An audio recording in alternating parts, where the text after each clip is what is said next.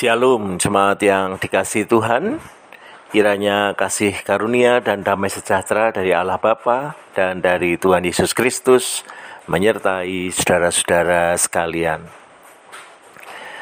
Bapak Ibu, saudara-saudara yang dikasihi Tuhan, di dalam hidup kita sebagai jemaat Tuhan, kita tentu terhisap di dalam komunitas. Dan kemudian komunitas itu pun akan terhubung dengan komunitas yang lain di dalam kita bersama-sama menjadi satu tubuh di dalam Kristus. Nah, di dalam kita bersama-sama menjadi jemaat Tuhan tentu dibutuhkan kerjasama antara komunitas yang satu dengan komunitas yang lain di dalam kita bersama-sama melakukan bagian terbaik kita sebagai jemaat Tuhan. Kalau di dalam konteks GKI Ngupasan, bisa saja kita kemudian melihat kerjasama antara wilayah yang satu dengan wilayah yang lain, komisi yang satu dengan komisi yang lain, dan lain sebagainya. Nah, di dalam suratnya kepada jemaat di Kolose, Rasul Paulus juga mendorongkan supaya melakukan kerjasama antar komunitas itu. Di dalam Kolose pasal yang keempat ayat yang ke-14 sampai ayat yang ke-16 berbunyi demikian. Salam kepadamu dari tabib Lukas yang kekasih dan dari Demas.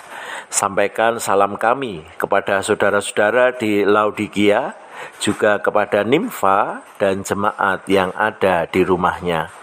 Dan bila mana surat ini telah dibacakan di antara kamu, usahakanlah supaya dibacakan juga di jemaat Laodikia, dan supaya surat yang untuk Laodikia dibacakan juga kepadamu. Jadi dalam hal ini kita bersama-sama bisa melihat bahwa Rasul Paulus ternyata memiliki hati untuk menggembalakan jemaat-jemaat Tuhan dengan melihat bahwa mereka membutuhkan banyak dukungan. Waktu itu hal yang paling memungkinkan adalah dengan menulis surat, di mana di dalam surat itu ada banyak hal yang bisa Rasul Paulus sampaikan, termasuk pengajaran-pengajaran, hal-hal yang mendukung pertumbuhan iman mereka. Nah, di dalam bacaan kita ditunjukkan bahwa Rasul Paulus mengirimkan surat baik kepada jemaat di Laodikia maupun kepada jemaat di Kolose ini. Rasul Paulus berharap bahwa apa yang dia sampaikan kepada jemaat di Laodikia dibaca di Kolose, yang dibaca di Kolose juga dibaca di Laodikia. Mestinya Rasul Paulus menunjukkan ada hal-hal yang berbeda dari masing-masing surat, di mana Rasul Paulus berharap mereka semua saling mengetahui apa yang menjadi bentuk pengajaran yang disampaikan oleh Rasul Paulus. Tentu semuanya bertujuan untuk pertumbuhan iman mereka. Nah, di dalam hal ini kita bersama-sama melihat bahwa Rasul Paulus mendorongkan kerjasama antar komunitas itu ketika mereka didorong untuk berbagi terkait dengan pengajaran yang mereka dapatkan. Ketika mereka bisa berbagi tentang pengajaran itu, tentu pertumbuhan iman akan semakin dirasakan peningkatannya.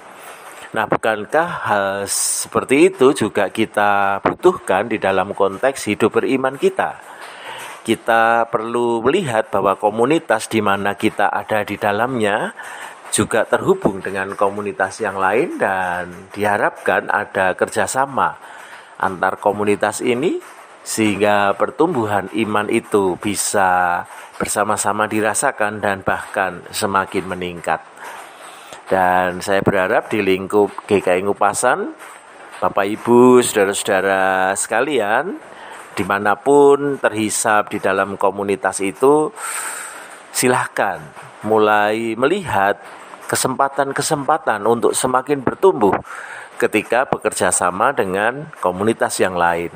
Upayakan itu, dan tentu nanti akan bisa dirasakan bahwa ketika bersama dengan saudara-saudara seiman, kita semakin dikuatkan dan semakin bertumbuh di dalam iman seturut dengan kasih karunia Tuhan.